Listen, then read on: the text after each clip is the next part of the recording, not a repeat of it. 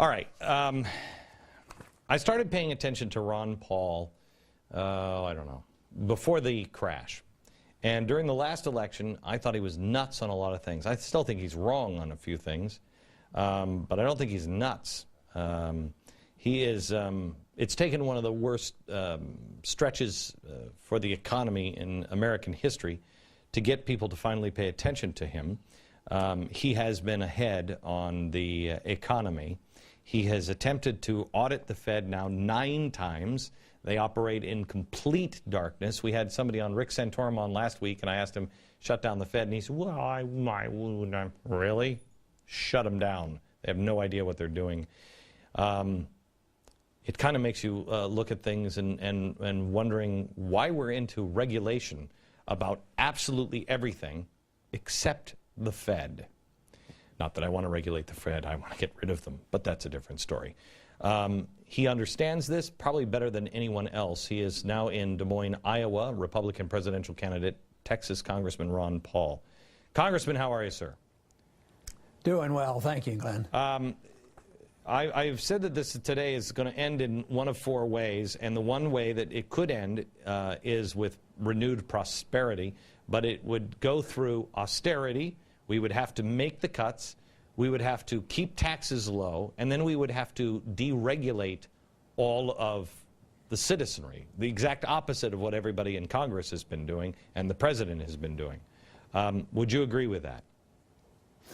Yeah, I would add one thing, though. In order to get to that point where you start doing the right things, you have to get rid of the mistakes, which is called getting rid of the malinvestment and the debt. An economy doesn't grow when it's overly burdened by debt and the mistakes made previously due to the business cycle. So you have to liquidate that. Then you go to this of having sound money, limited taxes, limited regulations, and we could get back to growth again. The problem is nobody wants to allow the correction to come, and we're prolonging the agony. We're piling on the economy, and that's why we're 3 to 4 years into it already, and there's no signs of strong recovery. So until we do that, you can expect the economy to get much worse. Do you see any sense in Washington of people cutting the debt? I mean, I know Jim DeMint has come out and said, cut it. He wants not, don't put the debt, don't raise the debt ceiling. I know you're against raising the debt ceiling. Right. Don't raise the debt ceiling. Let's get serious about debt. With an exception of a few people, do you think anybody's going to do that in Washington? No, they'll raise the debt limit, whether it's temporary or long-term, but I don't think they're going to go past August and not raise the debt limit. So I think that's going to happen, which will just encourage the spending again. So, but they can't come together on how they want to cut spending because one group thinks that you can't possibly cut a penny from overseas spending. The other one says you can't cut a penny out of entitlement system. And I just happen to believe you should be able to cut both, and I don't think for a minute it would hurt our national defense. I think, our defense is not strong because we're spread too thin around the world.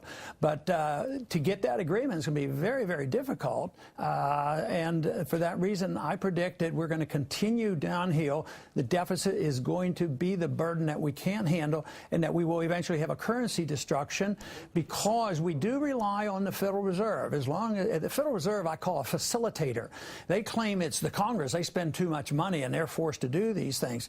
But if the Fed couldn't create money out of thin air to buy Treasury bills, Congress would be forced to do something because interest rates would rise, and that would be very, very harmful. So it would be on the Congress's shoulders to do something. But instead, we keep spending, and the Federal Reserve accommodates, and they say, well, we can't let interest rates go up, so they just print like crazy. It's pretty amazing that it's worked this as well as it has for so long, but it doesn't mean it's going to last forever, and I think that's why people are so upset in this country, because more and more people are starting to realize that this is coming to an end, and it's probably not in the too distant future. May I ask you one question I haven't been able to figure out?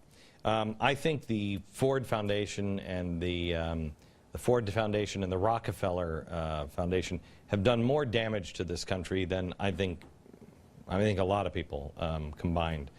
The money that they had at the time that they just poured into all of these things came from a system of no income tax where the rich were getting richer. Vanderbilt was the same way. They did a lot of great things, and there were people like Carnegie who was absolutely fantastic. Without a virtuous and moral people, which our founders said we had to be or the system wouldn't work, without a virtuous and moral people and no regulation, is there any way to stop capitalism from just being god-awful ugly? Well, I don't like to think of capitalism as being ugly, but I think what you're talking about is the consequence we have. Wait. Here's exactly what I mean, and maybe you can answer it directly.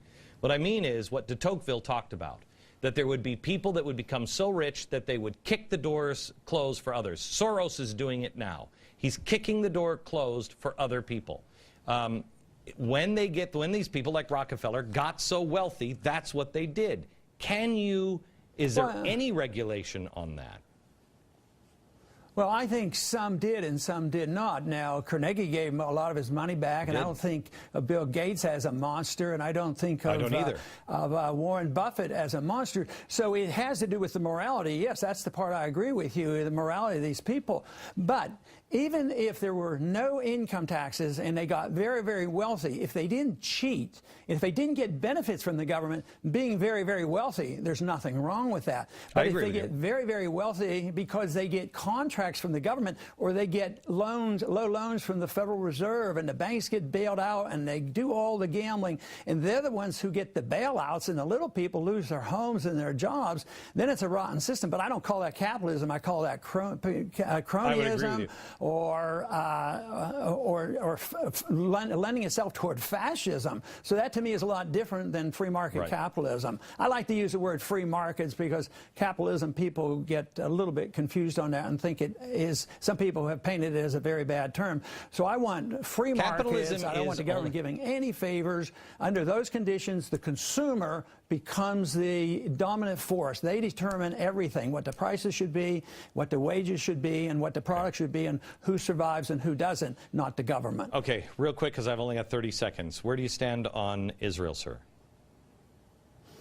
Well, I stand with Israel like I stand with all countries. I think we should be friends with all countries. I think that we should always aim to have everybody as our best friend, like we have Canada. We trade with them. We travel back and forth. We don't give them money. We don't promise them anything, and we do quite well. So I think that if you teach countries to be dependent on us, that they become dependent economically or even militarily, it does them harm. Because why worry about Israel right now because of what's happened in the Middle East and us going bankrupt?